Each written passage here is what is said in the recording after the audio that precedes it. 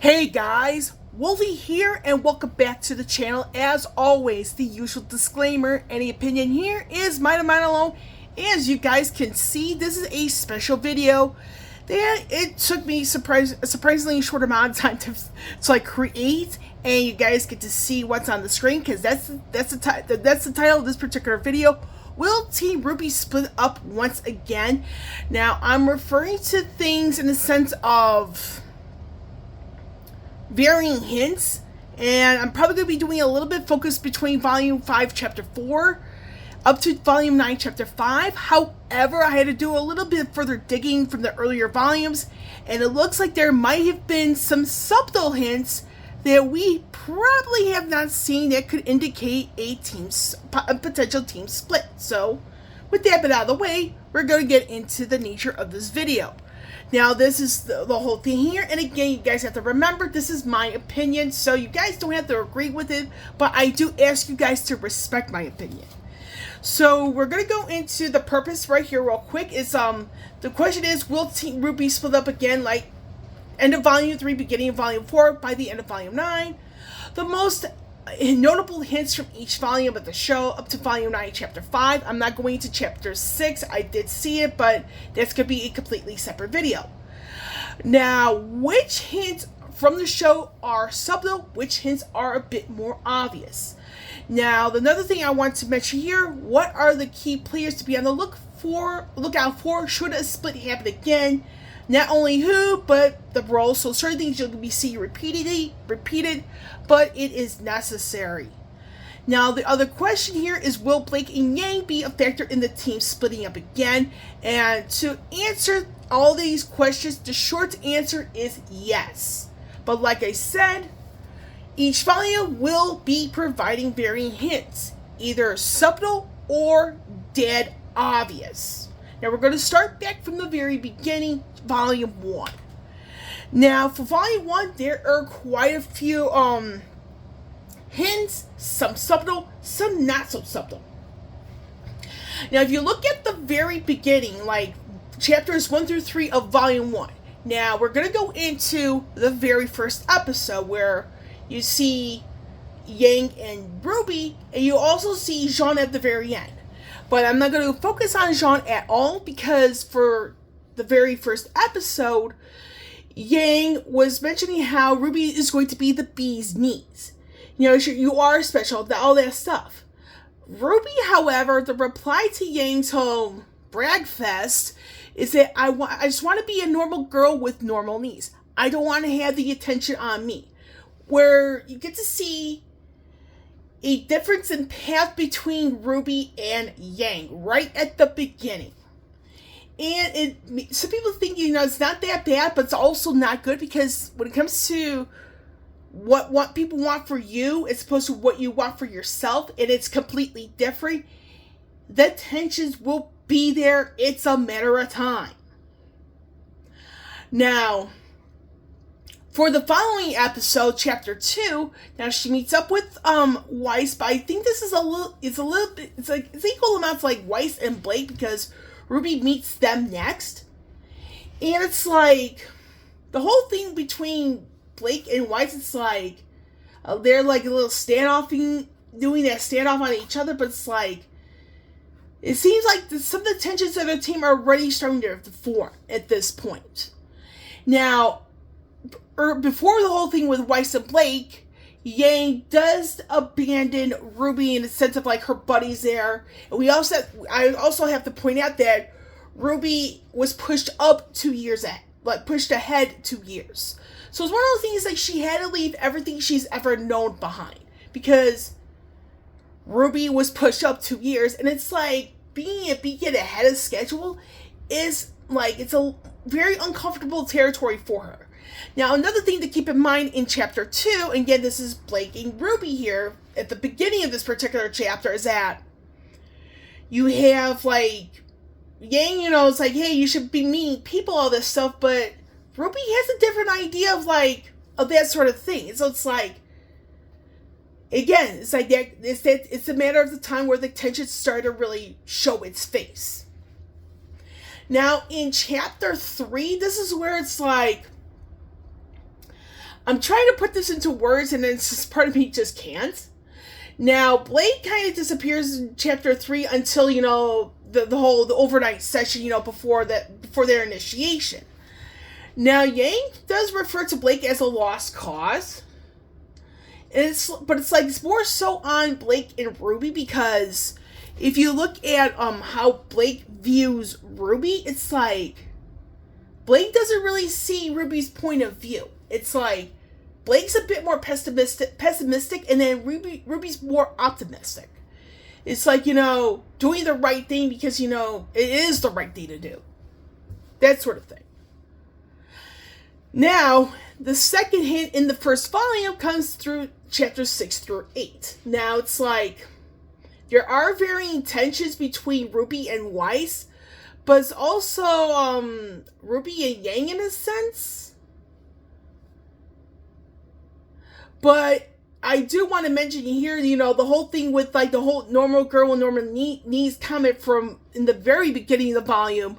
This is where you get to see Weiss seeing Ruby for who she is, because you have to remember that Ruby tells Weiss, "I just wanted to show you that I could do this," and then Weiss is like, "You're fine. You're good. You're good people," and then Ruby's like, "Normal knees," meaning that Weiss sees her for who she is. It's like Weiss knows that Ruby's just like her, just like she doesn't want to, you know, do this like for all, like to be known by everybody. She just wants to do it because it's the right thing to do, to make things better.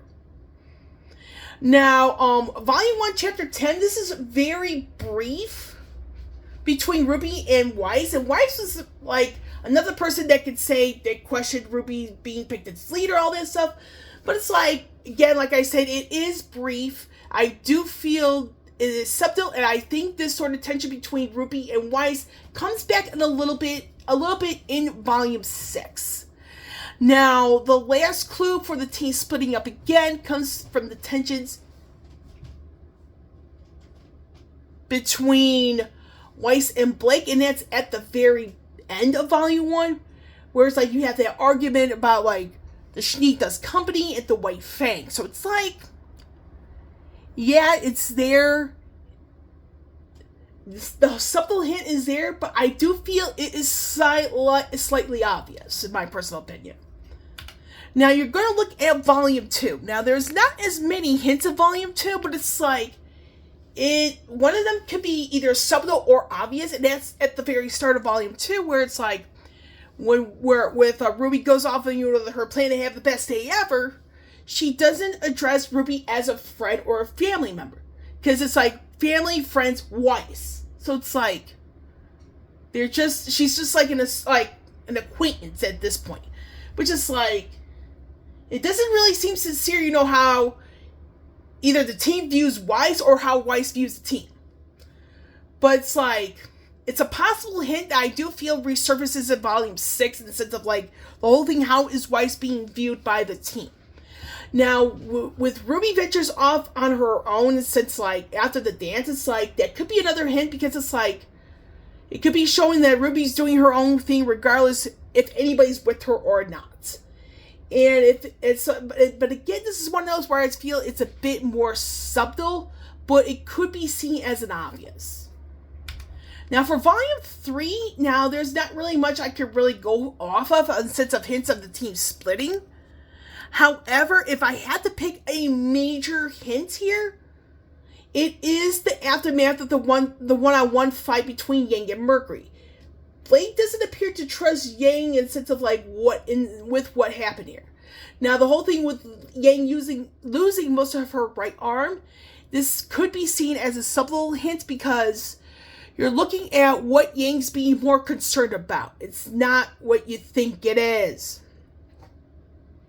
And by the hint is Yang's selfishness. Meaning that if you cared about more about one thing than what you're supposed to be concerned about, it says a lot about you and not the info you wanted to hear. Now, speaking of Yang, there is a lone hint, and it's a major one coming in volume 4, chapter 9 to be more specific. Now, granted, this is where the team's already split up, but this is a hint, a very major hint, and it's a long one, and it kind of stands out in my personal opinion, is the conversation that Tai Yang has with Yang about Raven. Now, although Tai Yang doesn't see all of Raven in Yang, I don't think Yang really heeds Tai Yang's warning in sense of like, don't be like Raven. I don't think Yang really takes that as seriously as she needs to be. And that is sad and heartbreaking in that sense. Because I do feel that this could create a major strain between RWBY and Yang herself in later volumes. Now, Volume 5, this is where some of the hints of a second split of the team starts to resurface. Now, some people refer to Volume 5, Chapter 4 at the end with Weiss and Yang as a freeze and burn moment, but I feel it's not only one-sided, but it's also tension starting to resurface. To be more specific, Yang was like kind of surprised to see Weiss, and it's like it didn't seem sincere with Yang. Not at all. Even though Weiss, was like, I missed you so much, it's like it didn't seem sincere from Yang. Now, in 2 chapters later, in chapter 6, it's more of the same where it's like Yang and Weiss are not really seeing eye to eye, and it's like, is this a little too soon for them to reunite? And it's like, if you remember the conversation between Weiss and Yang after they talked with Raven about some stuff, Weiss doesn't seem to go along with Yang as much as we think she has. I mean, because she's like, she's like, she didn't believe Raven, and then she said, well, not all of it. So that means it's like, not Yang and Weiss are not necessarily on the same page. Now, another 2 chapters later, in chapter 8, Yang assumed stuff about Weiss, and this is where the latter had to correct Yang about varying things with herself, including her past. Now, this has Yang apologizing, but I feel this is a little on the late side, because in the first coffee novel, in the first RWBY novel featuring Team Coffee, which is canon, Yang thinks Weiss as an elitist, which this particular thing here between Yang and Weiss needs to be resolved. Now we're going to go into Volume 6. This is after the team reunites. Now, I forgot the exact chapter, but Blake does suggest that Weiss goes to Atlas by herself. Also assumes that Weiss is still the heiress to the Stardust Company, but you have to remember, Weiss had to immediately correct Blake on the latter. However, Yang goes along with Blake, although RWBY sees Weiss's concerns that this brings about. Now, RWBY is also not thrilled about Weiss not wanting to go back to Atlas, because you have to remember, Weiss had to run away from Atlas, and I do feel that Weiss is in the right about being that hesitant because of Jacques Gen, as well as the Elysian government. There's some things about Atlas that the rest of the team isn't aware like Weiss is. And this is where the lack of communication is going to hurt the team if they don't resolve the consistency in this regard soon. Now, at the end of Volume 6, this is where the hint is like, it's either a hint or it's not, because it's really hard for one to determine things. And that is Weiss either being in shock when she finds out, like, the whole thing between Blake and Adam. It's either she's in complete shock, or she half-assed her own, like, thing. It's like, I'm sorry you went through that nightmare. It's either Weiss being in complete shock, or some people can interpret her half-assing it, meaning it's insincere, and that could bring further tensions within the team. Volume 7, this is another round of varying hints being both obvious and subtle at the same time. Now, after the Aesop's mission, Weiss, Blake, and Yang doesn't want to explore with Alice with RWBY, which it may be it is a subtle hint, but it's actually understandable why they didn't want to hang out with her like that. Now, another thing here, and this is a surprising hint, and if you look at the chat that Blake and Yang had with the Adam situation, the fact that they really disagreed on it, it's like it may provide yet another subtle hint of the team split, because if you don't really agree with certain things, especially people and certain situations with people, it's like things won't be as good as you think it is. Now, another thing here, and it's a pretty major hint. Now, this is not so much of the actions, it's more so of a facial expression. Now, and this, again, is a very major hint. Now, you have to remember, Blake and Yang go clubbing. Weiss heads to the cinema with Jean and Oscar. The facial expression you need to be on the lookout for here is RWBY. She's starting to see that the team is starting to split. They're doing their own thing without her. And it's pretty damn heartbreaking, considering RWBY is a couple of years younger than the rest of the team. And now, the whole thing with Red and Nora's discussion about Blake and Yang, the whole thing with Bumblebee, it's like, that discussion could be another hint of a split, because you're talking about Blake and Yang being more concerned about each other than Weiss and RWBY put together, which is kind of sad at this point, because it's like, if you're only concerned about one person, it's like you're in a team, it's like you're being selfish as fuck. And it's not good. Now we're going to go into Volume 8. Now, this is where some of the hints between RWBY and Yang are really starting to surface here. Now, at the beginning of Volume 8, Yang questions RWBY's decision making. This didn't end well at all. And it's just like, I mean, it had to take an absolute miracle for things to things to calm down before things got really out of hand. Now, for the reunion, instead of Chapter 10, it's like the hug between Weiss and Yang doesn't seem sincere at all.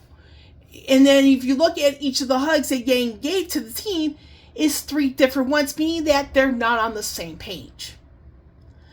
Now, if you look at, when it comes to like the Weiss's planning, like for the relic and all this stuff, you look at where people are standing or sitting, that's a hint of a split right there. Because you have some people sitting, you have Weiss and Whitley standing.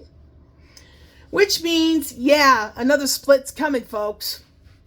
It may not be subtle or obvious, but it's a blend of both, in my personal opinion. And it's like, if people don't really see that the split coming, I don't know what will. From that. Now, we're going to go into another thing here, because I have it out of order and it's intentional. But, you know, I think it's like, it was around this, I know it's around this volume that where RWBY does distance herself from Yang. It's like RWBY's starting to see that Yang really doesn't care about her. She only cares about Blake. And that is like one of the most saddening things to see. Now, towards the end of Volume 8, this is where a lot of the selfishness starts to really really be seen. And that is, the Yang was the first person to fall into Ever After. And Blake was only concerned about Yang, which, once again, this further hints at the selfishness between Blake and Yang. Selfishness doesn't do well in the end, in my opinion. Now, Volume 9, like I said here, this is up to Chapter 5. So, anything Chapter 6 and beyond will be in the Bumblebee aspect, as well as the Volume 9 review. Now, before I go any further, I do want to make a pretty major announcement. So, when it comes to RWBY content, the final things I will be doing for RWBY for the channel will be the Volume 9 Revisited next year. After that, I will be completely distancing myself from the entire fandom. And it's simply because of my health and safety. And I just don't want to be interacting with people in the fandom because it's like, it's getting way too toxic in my personal opinion. And it's just like, it's not worth my time anymore. But anyway, we're going to go into Volume 9, the hints that lead up to Chapter 5. Now, the first thing here is, and this is in the beginning, is that Yang tells RWBY that she was supposed to be in After, which is kind of absurd in my opinion because it shows yet another hint of selfishness. And, you know, saying, oh, RWBY should have been in Remnant to fix the mistakes, but it's like, is that really supposed to be, is that really what you want, Yang? You can't really be sacrificing certain things for whatever. That's not right. Now, in Chapter 2, RWBY calls out the entire team about knowing what to do, in the sense of stop pretending we know what we're doing, when she knew that the team doesn't know what they're doing.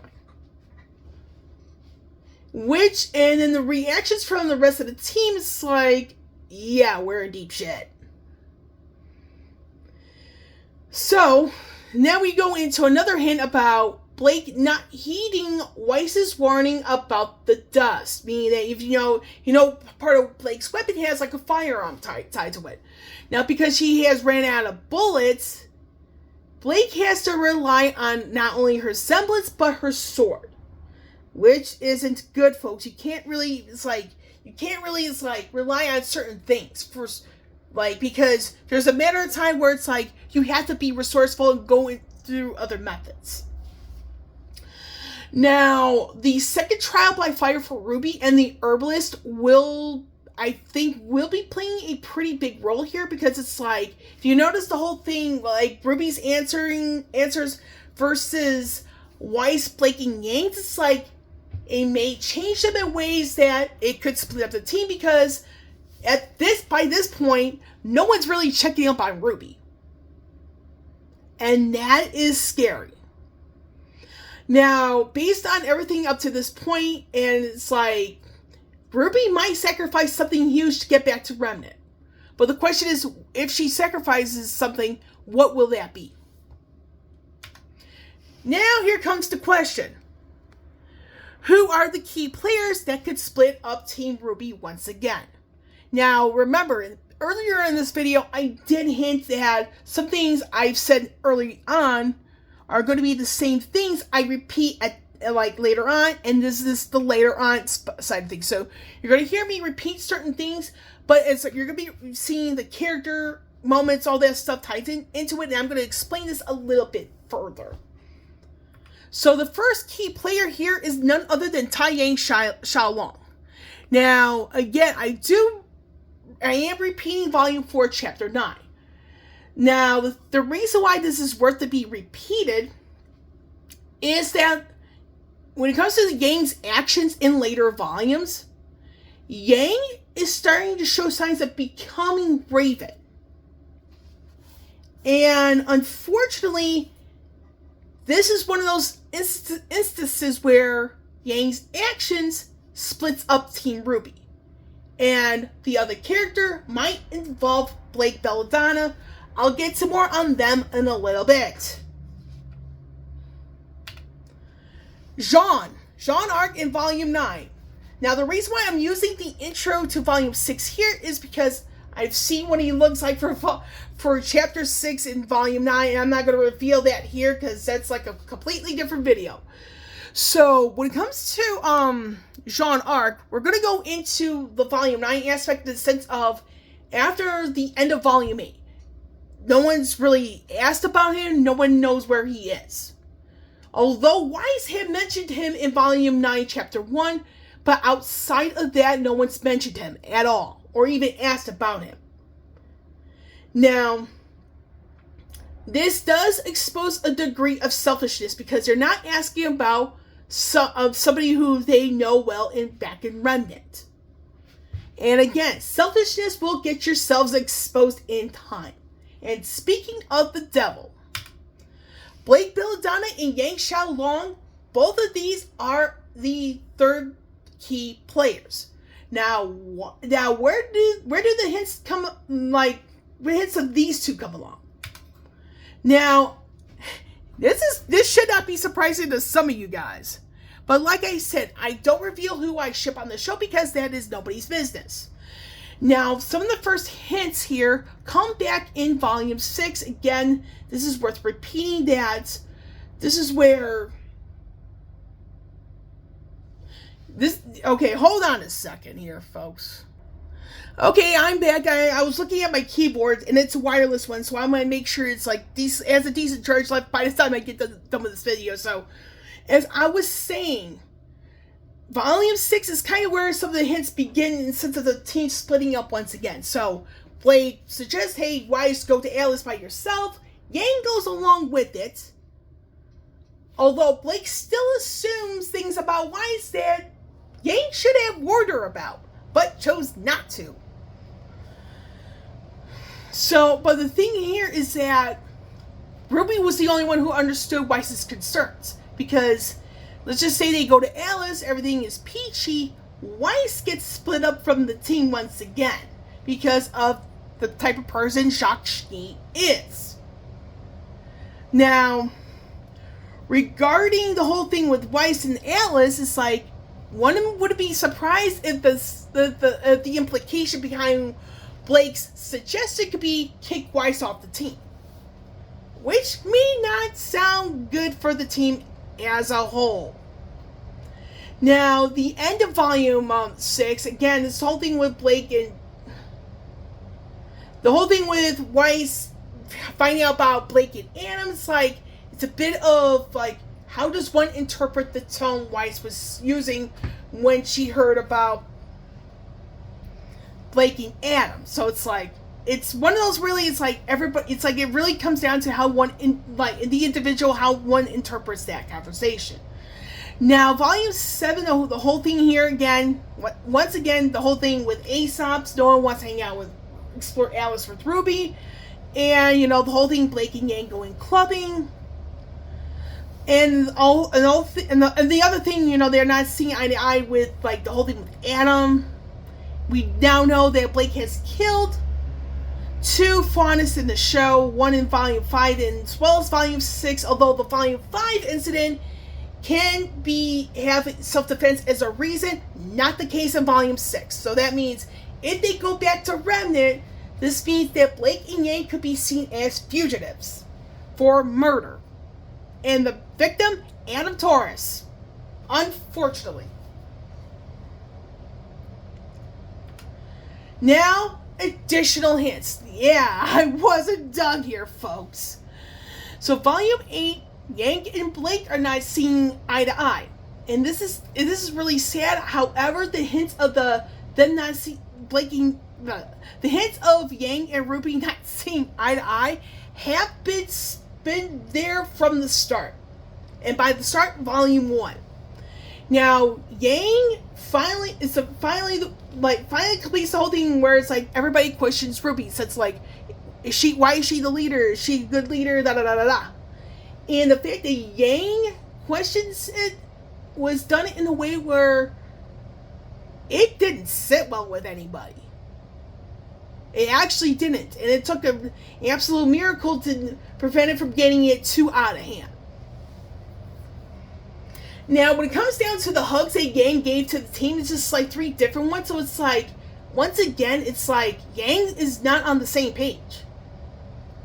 And Ruby actually had to distance herself from Yang because it's like, Ruby doesn't think that the Yang she sees is the same one from before. Now, at the end of Volume 8, Blake's selfishness is starting to show itself. And this might not sit well with the team once they get into Ever After. Now, speaking of Volume 9 and Ever After, Ruby gets told that she shouldn't be in Ever After, which is, again, a selfish move by Yang. Unfortunately.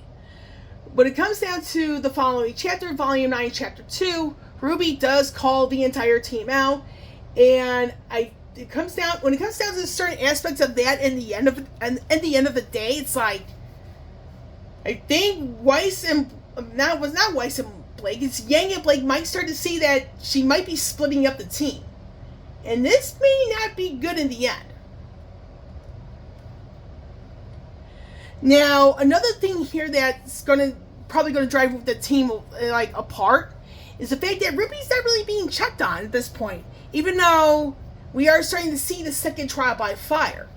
And it comes down to identity. Who do you sacrifice? So it's one of those things. It's like, if they're not really checking up on her, then Weiss, Blake, and Yang better not be surprised when either Ruby leaves them behind or Ruby leaves herself behind. They better not be surprised. Now, speaking of Weiss, she does become a key player. However, it's like, where does Weiss's role begin? Now, it comes down to Volume 5, Chapter 6, in Weiss's case. Because it's like, Ruby doesn't seem to be... Now, Weiss doesn't really be on the same page with Yang regarding the whole thing with Raven. And the image I'm using here is the only thing from Chapter 6 you guys are going to be seeing. However, it's like the whole thing with the Rusted Knight, so lo and behold. But anyway, when it comes to Volume 5, Chapter 6, that is where Weiss and Yang's tensions, the tensions between Weiss and Yang might be starting to resurface. And again, you have to refer to the first RWBY novel that has Team Coffee in it, where Yang refers to Weiss as an elitist. And like I said, the novels are canon. And unless Weiss and Yang really sort out their issues, and I don't count Volume 5, Chapter 8, because that's where some of those issues are, but it's not fully resolved, those two need a real heart-to-heart. Weiss and Yang, for real. They really need the heart-to-heart, because we're seeing Splitsville once again for the team. And it's like, the team's going to find out the hard way. I'm calling it. Now, the whole thing with Volume 6, it's like, again, it's like some of the stuff, that involves Weiss, in the sense of like Weiss being suggested to go to Alice alone, or the whole thing with Weiss and Blake, and the whole thing with Blake and Anna. It's like, yeah. It's like, Weiss is a bit of a key player, but not as bad as Blake and Yang put together. Now, between Blake, Weiss, and Yang, I do feel that Weiss is the one that's the closest to Ruby's vision. But even then, Weiss is not not consistent. So it's like, due to the lack of consistency from Weiss, I do feel Weiss does become a bit of a major player in the sense of Team RWBY splitting up again. Although the whole thing with Volume 6, her not wanting to go back to Alice at first, it's a damn good reason why Weiss was so super hesitant, because there are certain things that she knew better than the rest of the team, and I don't think the rest of the team were able to see it, in my personal opinion. Now, Ruby Rose herself, she does become a bit of a player here, and it comes in Volume 7, because again, you have to remember, nobody wanted to explore Atlas with Ruby. Ruby had to go to a political party with other people, while the rest of the team were doing mundane things. Although the worst case scenario wound up happening. And with Volume 8, it's like there are tensions between her and Yang, but I do feel that everything I mentioned in Volume 9 with the hints are starting to show that Ruby is going to be making a very major call. It's either she's going to sacrifice the team to get herself back to Remnant, she sacrifices herself to get the team back to Remnant, or if they all get back to Remnant, they have to go their separate ways. And that's for the main reasons, like, Ruby is starting to see that no one is on the same page. And she, as the leader of Team RWBY, she has to make that call. Now, if you guys remember the Volume 9 cover art, and this is what you guys are seeing here, is that we do know that Weiss and Ruby are both looking at the viewer. Now, if you look at Blake and Yang, they're looking at each other. So if we do see another team split, it could be RWBY without the rest of the team, or it just like Team RWBY split up evenly with RWBY and Weiss at one side, and then the other team doing their own thing. Now, another thing here with like what RWBY's starting to see is a lack of consistent communication, which destroy the whole thing. Plus, the unresolved tensions from the previous volumes could make things very ugly for the team. Now, are there any additional players here? The short answer is yes. Now, when it comes to, we're going to go into certain aspects of here and why I put them here. Now, Raven Branwen does become a surprising player in this because of Volume 5. Now, at the end of Volume 5, she warns Yang, you don't want to do this. But Yang does not heed that warning. It's pretty obvious is that Yang is starting to become more like Raven, in my personal opinion. Now, I put Ren or Nora here, but I'm not going to get into them like for a little bit. But I will refer to Sun Wukong. Now, the reason why I bring him into this equation is because of the kiss at the beginning of Volume 6. More specifically, the kiss Blake put on Sun's cheek with the line, I hope this is not the last time we see each other. Now, a lot of people seem to have forgotten this. Especially the very toxic Bumblebee shippers. They seem to have forgotten that. And the thing is, it's like, if Team RWBY comes back, all four of them, Sun Wukong it's a bit of a one or two things could very well happen. Now, one of the two things is that, and this is from the second RWBY novel here, because the second RWBY novel is Team Coffee as well as Team Sun. It means you have Sun and Velvet becoming canon. Yeah, I said that. Or additionally, Sun sees Blake with Yang, and Sun has a bit of a talk with Blake that doesn't end well for the team. And this might also not end well for Blake and Yang if they become canon. Like I said, I'm doing everything up to volume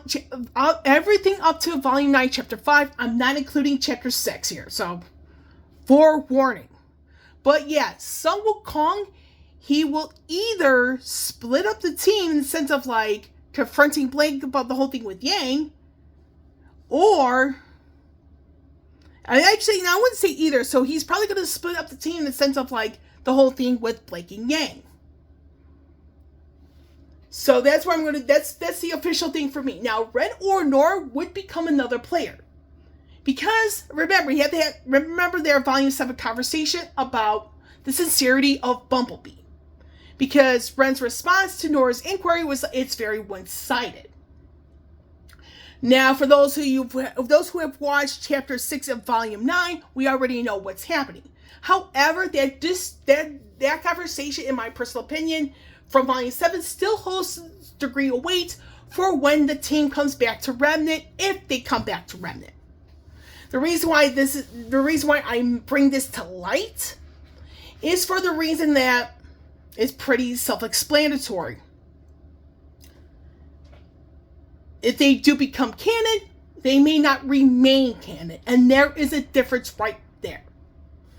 Now, for the final two is the Herbalist and or Curious Cats. Now, for those of you who've been paying attention to Volume 9, is that people change through certain aspects. And I feel this could very well spell the end of Team RWBY.